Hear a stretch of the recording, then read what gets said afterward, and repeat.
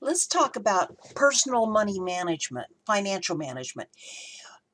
The financial management is really, really important in the line of getting a job and keeping a job, because your financial management can affect you. It'll affect your stress. It'll affect your ability to do your job, because sometimes you think about it so much that you're not concentrating on your job. So when I think about financial management, I think, how nice it would be to have all the money you need to do whatever you want and go out and play however much you want. But in reality, how often does that happen? I mean, how many of us have unlimited income? If I did, I know what I would do probably is I would definitely buy a larger house so I could have a bigger craft room and buy more craft supplies. So, that's why hobbies, hobbies will get you sometimes. So let's take a look at this. I made a couple of pages here and I'll post it to Canvas so that you can have this to refer to. And it'll be great, but I took the time so that you can use this on your test too. Okay? So, income. What is income? Income can be anything from wages to your retirement pay, if you have a disability amount, or unemployment, interest income. Maybe you get an allowance for a loan that you made to someone.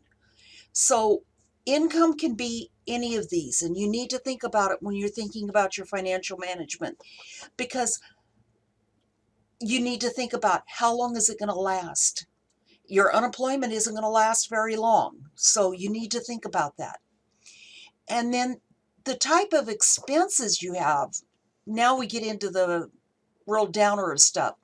So if income is money coming in, expenses is the money going out.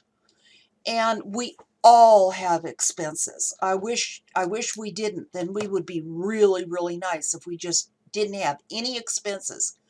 But even if you live under your parents' roof, they provide your food, they provide your car, you provide insurance, you still have expenses. You have hobbies, you have entertainment, you still have expenses. And what I want you to think about is, once you get your degree and once you're out there working, how much are your expenses going to be?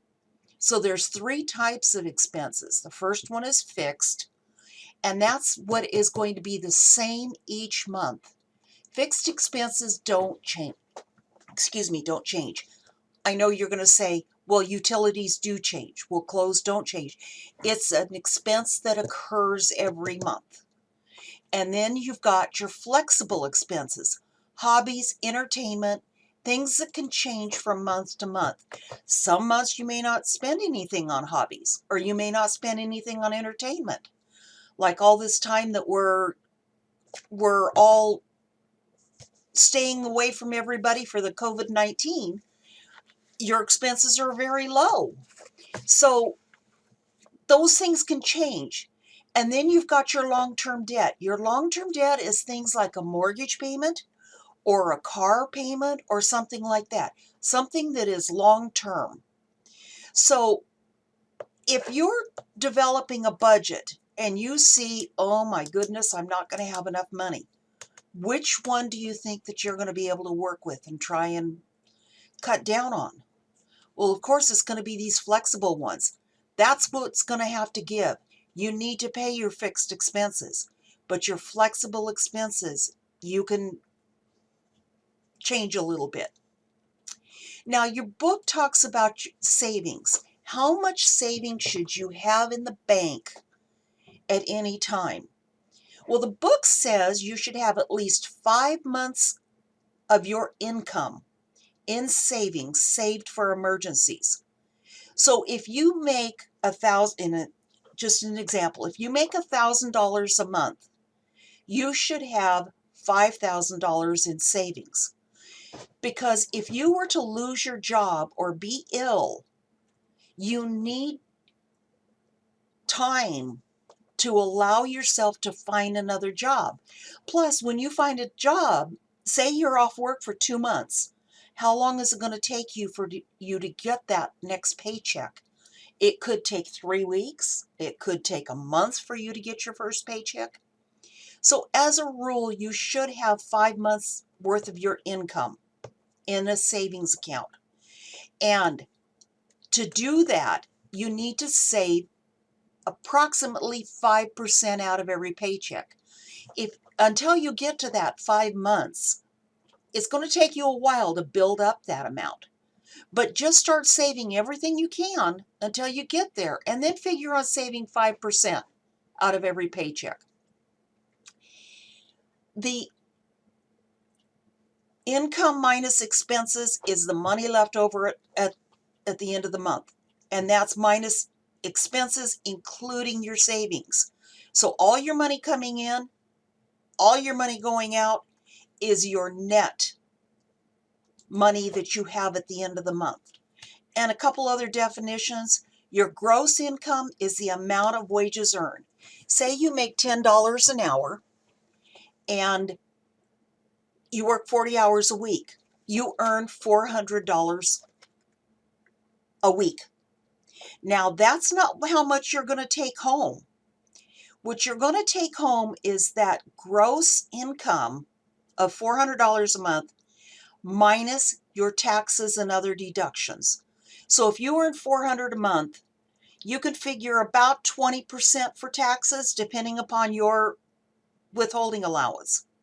So if it's 20%, that's $80. So you're only taking home $320. That $320 is your net income. So, and I've got an example for you on this. So the amount of money you take home after taxes and other deductions are taken out. And it's called net income. Some people call it take-home pay. So the take-home pay is wages minus taxes, and if you have any other deductions like insurance or anything like that. Or like sometimes you work at a restaurant and they let you eat, and then they calculate it at the end of the month. How much did you charge in food? They take that out, and that's how much you take home. Now, we talk about budgets. What is a budget? I hate living by a budget. But sometimes you have to do that in order to get to where you want to be. Some of you want to create your own business. Well, you're going to have to be on a budget so you can figure out how much money you need, and then you can figure out how much money you can save towards opening that company. So the definition of a budget is a detailed financial plan that helps you allocate your money. Okay? And debt is the other term. Debt is money you owe. Now, let's look at a budget. And I'm not going to go up too far on this. Do you think you could live well on $20 per hour? Well, that sounds like an awful lot. So I broke down here how you can calculate your monthly take-home pay. So if you earn $20 per hour and work 40 hours a week, here's how you calculate it. You take your $20 per hour and you multiply that by 2,080 hours. 2,080 is a standard number of work hours in a calendar year. So that is going to give you a gross income of $41,600. Well, that sounds pretty good, doesn't it? Well, let's break that down. That is before taxes. So if you take that $41,600 and divide it by 12 months, that's $3,467 per month gross before taxes. That doesn't sound like quite as much, does it? Well, as I say here, taxes vary based on your withholding allowance, but we're going to figure 20% taxes. So if you take this gross monthly income of $3,467 minus 25%, your take-home pay is $2,600.25. Boy, that's a big drop, isn't it? So now, can you live on $20 an hour? If it were just you, maybe. If you have a family, that's going to be tough.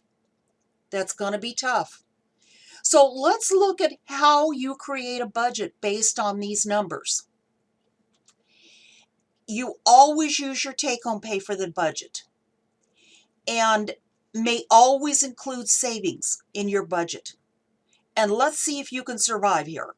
So if you have income of $2,650, and I just listed some expenses here.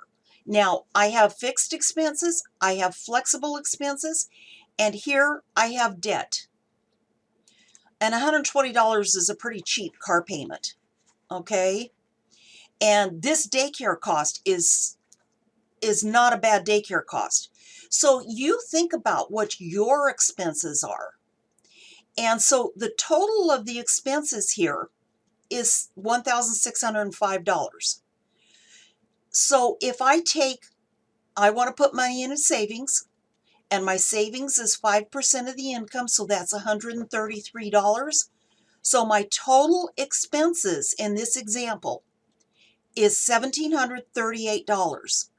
If I take my income less all of my expenses, my net monthly income is $912. So if this was all the expenses that I had, I'd be able to make it. But needless to say, this is not all the expenses you have. This is just an example to show you how you can calculate a budget. So I hope that these helped you a little bit. What I want to do is I'm going to show you here on the Chapter 2 module.